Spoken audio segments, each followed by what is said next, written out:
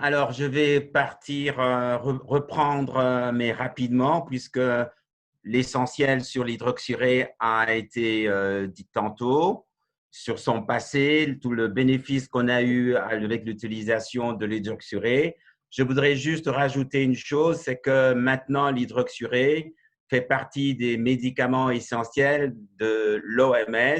Et une autre différence que je peux relever par rapport à ce qui a été dit pour le Nord, c'est que dans notre milieu, tout le monde a peur, enfin tout le monde, excusez-moi, une bonne partie de praticiens ont encore peur d'utiliser l'hydroxyré à cause de ce fameux risque de fertilité. Il faut dire aussi que utiliser l'hydroxyré dans un contexte où il y a la malaria et la malnutrition, c'est quelque chose qui est tout à fait nouveau. Les effets, je vais courir parce que vous les connaissez, on en a parlé tantôt.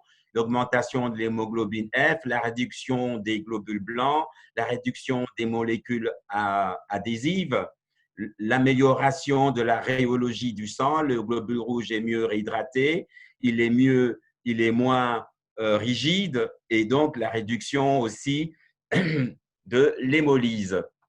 Ici, c'est un schéma qui montre les actions de l'hydroxyré, ce que nous venons de voir dans son ensemble.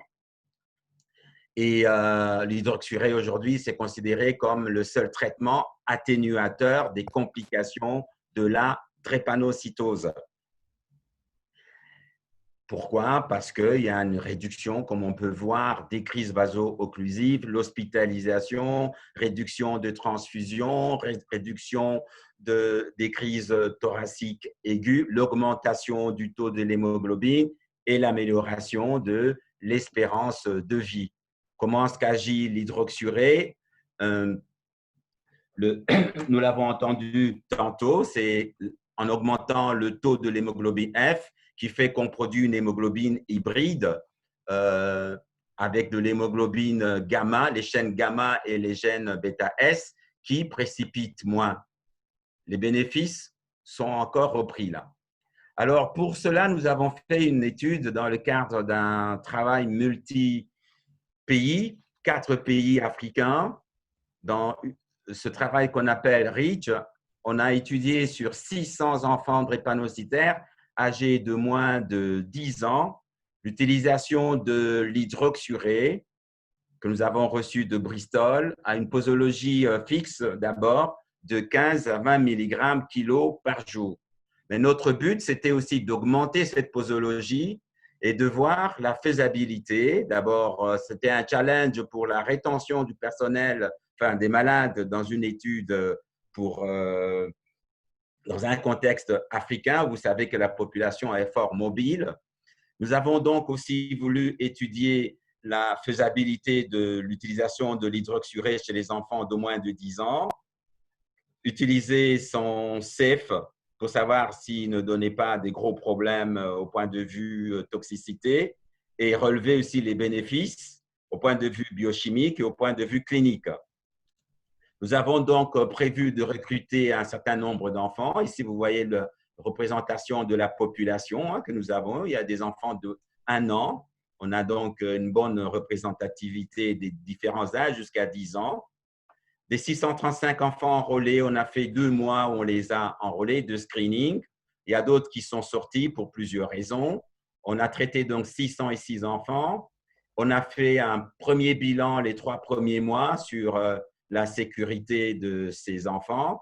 On a observé qu'on a retenu dans ce projet, après 3 mois, plus de 98% des enfants qui sont restés dans l'étude.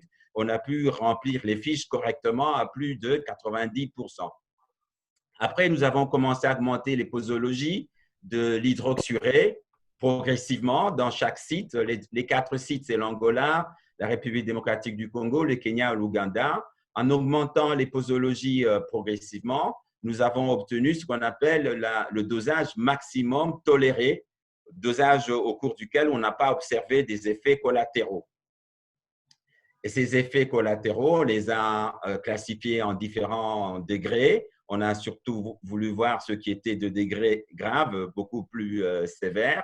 On a défini comme une toxicité grave lorsque le taux d'hémoglobine était inférieur à 4 grammes, lorsque les neutraux étaient inférieurs à 1000, les plaquettes à 80, les rétiques inférieures à 80 000. Et nous avons observé que lors du premier bilan, donc sur la sécurité de ces produits, on a eu seulement 5% d'enfants qui ont présenté des problèmes des effets collatéraux, donc des problèmes de toxicité, alors que dans cette étude, on s'attendait à avoir 20%. Et lorsqu'on voit justement lorsqu'on voit la toxicité que nous avons chez ces patients dans la période où on faisait le screening avec une posologie fixe et on le voit après, on n'a pas eu de différence. Donc, on n'a pas eu plus de toxicité dans cette phase où on a augmenté les posologies de ces enfants. Quels étaient les bénéfices que nous avons observés? Vous allez voir qu'au temps zéro, le mois zéro, l'hémoglobine moyen était de 7,3. 12 mois après, on avait gagné de 1 gramme d'hémoglobine. Le taux de l'hémoglobine fœtale est passé de 10, elle a pratiquement doublé. Le volume globulaire moyen, qui était 77, il a augmenté. Ce qui est intéressant, c'est le taux des globules blancs, qui a été réduit d'environ 20 à 30%. La même chose les rétiques, ainsi que le taux des plaquettes. Au point de vue bénéfice clinique, on a vu que tous les phénomènes ensemble de crise vaso-occlusive ont diminué au fur et à mesure que ces enfants ont été sous hydréa. Ça, c'est en mois. On a vu que les crises ont donc diminué. Les crises thoraciques aiguës ont aussi diminué. Et surtout, ce qu'on a observé, et ça, c'est vraiment un des résultats clés de cette étude, c'est que la fréquence de la malaria que nous craignons a aussi diminué avec la prise de l'hydroxurée. Le nombre de transfusions a diminué, ainsi que le nombre de décès. Deux choses supplémentaires en ce qui concerne la malaria, parce qu'après, on a continué encore à voir ces enfants. On a remarqué que les épisodes de malaria dans l'ensemble de la population est réduit pratiquement de moitié chez les sujets qui ont gardé le traitement avec la posologie élevée de l'hydroxurée. Comme on peut voir ici, hein, c'est ce qui montre que les épisodes de malaria ne se sont pas empirés parce qu'on a donné des posologies élevées chez les sujets drépanocytaires. Par contre, on a observé que la rate, elle, chez les sujets qui étaient drépanocytaires, 10% de nos enfants avaient déjà une grosse rate au début. On a remarqué qu'on a eu plus de cas de grosses rates chez les sujets qui continuaient à prendre qui continuaient à prendre l'hydroxurée. Donc, en conclusion de cette partie qui concerne l'augmentation de l'hémoglobine F, l'hémoglobine F n'a pas influencé le risque de faire plus de malaria. Par contre, la réduction du taux des neutrophiles a été un facteur qui a amélioré et qui a donc diminué le risque de faire la malaria. Donc, c'est important d'en tenir compte.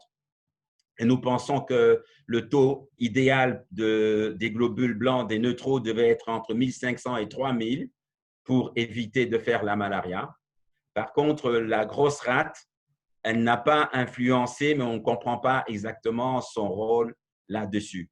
Et la rate, vraiment, reste encore un mystère qui fait l'objet de plusieurs études. Nous avons voulu voir aussi justement le rôle de cette grosse rate-là. Comme vous voyez, hein, 10% avaient subi une splénectomie au début de l'étude, 9% ont présenté une séquestration splénique. Lorsqu'on les a enrôlés, on a vu qu'on avait des grosses rates, surtout au Kenya et en RDC, beaucoup moins en Ouganda. Lorsqu'on voit aussi les dimensions des rates par rapport à… On les a classifiés, ceux qui ont des rates supérieures à 5 cm, donc des grosses rates énormes. On voit leurs paramètres biologiques. On voit qu'ils ont un taux d'hémoglobine réduit. L'hémoglobine F un peu inférieure, les plaquettes aussi, donc ça signifie qu'ils ont certainement un hypersplénisme. Ils ont un taux maximum toléré beaucoup plus inférieur par rapport aux autres. et ils ont fait plus d'épisodes de malaria et ils ont été plus transfusés que les sujets qui ont une rate beaucoup moins grosse. Ça, c'est la particularité que nous avons observée qui nous laisse dire donc que la chose qui nous préoccupe, c'est l'existence de cette grosse rate dont on ne connaît pas exactement les raisons. En conclusion, il ne faut pas avoir peur d'utiliser l'hydroxyurée chez les enfants. On a montré que c'est tout à fait possible, c'est safe et ça améliore la condition clinique de ces enfants. On a réduit les épisodes d'infection de malaria, on a réduit les infections, on a réduit le nombre de transfusions, on a réduit les hospitalisations, les enfants vont mieux, ils vont à l'école et l'exclusion sociale est beaucoup plus réduite. Merci pour votre attention.